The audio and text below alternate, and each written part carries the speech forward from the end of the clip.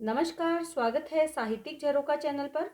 आज हम करेंगे लीलाधर जगूड़ी की कविता बहुत से पत्थर पड़े हैं। यहाँ पर कवि ने पत्थर को आधार बनाया है अपने भावों को व्यक्त करने के लिए। तो आइए जानते हैं कि कविता के माध्यम से कवि क्या कहना चाहते हैं। कवि कहते हैं, बहुत से पत्थर पड़े हैं पृथ्वी पर, कि इस पृथ्वी पर बहुत से पत्थर पड़े हैं।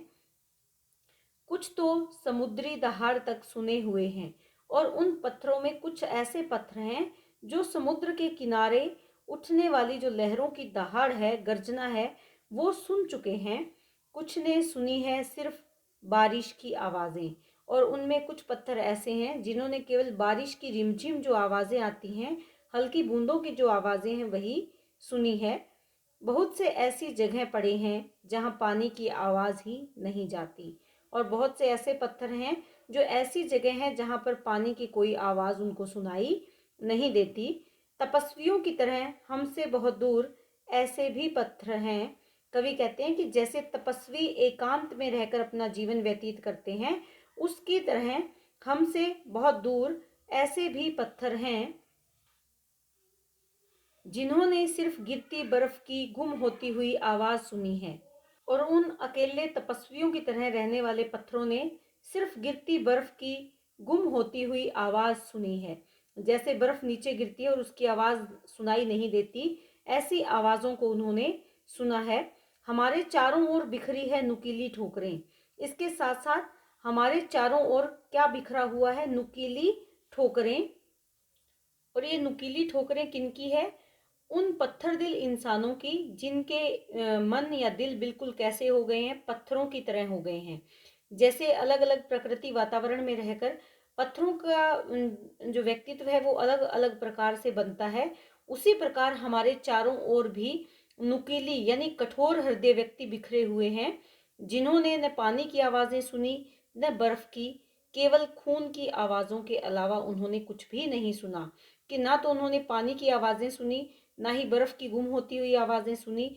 बस सुना तो क्या, खून की आवाज़ें सुनी। अर्थात यहाँ क्या बताना चाहते हैं कि कठोर हृदय जो व्यक्ति है, इंसान है, वो कैसे क्रूर हो गए हैं कि वो प्रकृति से जुड़ी हुई चीज़ों के अलावा जो मानव है उसके प्रति भी क्रूरतापूर्ण व्यवहार उनका हो गया है। तो यहाँ पर कवि आत्मकथात्मक शैली का प्रयोग करते हुए बता रहे हैं कि किस प्रकार जैसे अलग अलग वातावरण में रहकर पत्थर की प्रकृति अलग अलग प्रकार की हो जाती है, उसी प्रकार मानव हृदय भी अलग अलग प्रकार के होते हैं। और वो कैसे आज वर्तमान समय में वो कैसे हो रहे हैं? क्रूर हो रहे हैं। वो नुकीली ठोकरों के समान क्रूरता धारण कर रहे हैं। उसी के बारे में इस काव्य के माध्यम से बता रहे हैं। पानी की आवाज के बिना जो पत्थर गुजरे हैं, वे मलबे और दलदल में चुभे हुए होंगे कहीं। कि जिन्होंने पानी की आवाजें नहीं सुनी, पानी के जो संपर्क में नहीं आए, वो पत्थर गुजरे हैं। यानी जो पत्थर गए हैं वो कहाँ गए हैं? या तो मलबे में गए हैं, या कहीं दलदल में चुभ गए हैं, या दलदल में चुभे हुए होंगे कहीं, यानी कहीं दलदल में छुप गए होंगे। अर्थात उनका अपना कोई अस्तित्व नहीं, ना ही उनका कोई रूप में परिवर्तन आया। जिन पत्थरों पर से गुजरी होगी नदी, और जिन पत्थरों ने नदी को अपने ऊपर से जाने दिया, उन पत्थरों में क्या परिवर्तन आया? उन्होंने अगर पानी से मिलाई होगी अपनी आवाज़, और उन्होंने उस नदी के पानी से अगर अपनी आवाज़ मिलाई होगी, अर्थात जो नदी के पानी में जो उछाल के साथ जो खड़खड़ाहट उत्पन्न हुई होगी, तो रेत हो चुके होंगे, और वो पत्थर पत्थर नहीं बल्कि रेत में बदल चुके होंगे।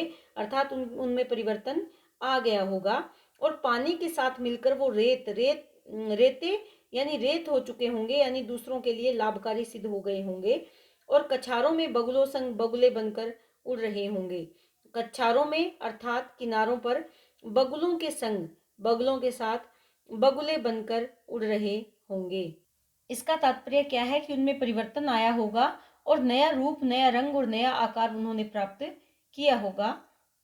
अगर वे नदी मार्गों से अलग छिटक पड़े हैं, यानी नदियों के मार्ग से, नदियों के रास्तों से अलग निकल कर पड़े हैं, वर्षा की झाड़ियों से भी अछूत कहीं। बारिश में, बारिश की जो झड़ियां लगती हैं, बारिश जो लगातार कई दिनों तक बरसती है, उन झड़ियों से भी अछूत, अस्पर्श यानी उन झाड़ियों वर्षा की बूंदों ने भी उनको अगर स्पर्श नहीं किया तो पानी के स्पर्श और उसकी आवाज़ों के लिए तड़प रहे होंगे। और वो पत्थर उस पानी के स्पर्श के लिए और उसकी आवाज़ें सुनने के लिए तड़प रहे होंगे, व्याकुल हो रहे होंगे अपने स्थिर आकार में। अपने उसी आकार में वो अपना जीवन बिता रहे होंगे, वहीं पर तड़प रहे होंगे, व्याकुलता उनके स्वभाव में स्पष्ट झलक रही होगी। तो ये एक छोटी सी कविता है, लेकिन इस कविता के माध्यम से कवि ने क्या बताया है कि जैसे पत्थर अलग अलग प्रकृति वातावरण में रहकर अलग अलग परिवर्तन आ जाते हैं, उसमें कुछ पत्थर ऐसे होते हैं जो धरती की जल से आने वाली जो रगड़क है उसको सहन करते हैं और अपने रूप में आकार में परिवर्तन कर लेते हैं। कुछ पत्थर बारिश की बूंदों के साथ अपनी ताल बिठाते हैं और उसमें भी धीरे धीरे परिवर्तन आने लगता है। लेकिन कुछ ऐसे पत्थर जो तत्कालीन वातावरण के साथ अपना संयोजन नहीं करते, अपना तालमेल नहीं बिठाते, उन पत्थरों के रूप में कोई परिवर्तन नहीं आता और जब वो इस समाज से, इस संसार से अलग थलग रह जाते हैं तो व्याकुलता ही केवल उनके हिस्से में शेष बचती है। यहाँ पत्थर से अभिप्राय मानव से हैं, ये आप ध्यान में रखेंगे कि पत्थर से मतलब मानव। और ऐसे समाज में अनेक मानव है जो समाज की धारा के साथ नहीं चलते, अपने विचारों पर अलग होकर पड़े रहते हैं, अडिग रहते हैं, खड़े रहते हैं, दूसरों के प्रति अपने मन में घृणा का भाव रखते हैं। वो मानव कभी भी समाज के लिए उपयोगी सिद्ध नहीं होता और अलग थलग अकेला रह जाता है। जबकि समाज के साथ, समय की धारा के साथ अगर अपने स्वभाव में, अपने आकार में वो परिवर्तन करे तो उसमें उसके साथ सारा समाज भी परिवर्तित हो जाता है और वो सबके लिए लाभकारी सिद्ध होता है। तो यही कवि का उद्देश्य है इस कविता के माध्यम से अपने विचार व्यक्त या भाव व्यक्त करने का। उम्मीद करती हूँ कि ये कविता आपको बहुत अच्छे से समझ में आई है। हमारे इस सिलेबस की अंतिम कविता है, लगभग हमारा सारा सिलेबस पूरा हो चुका है।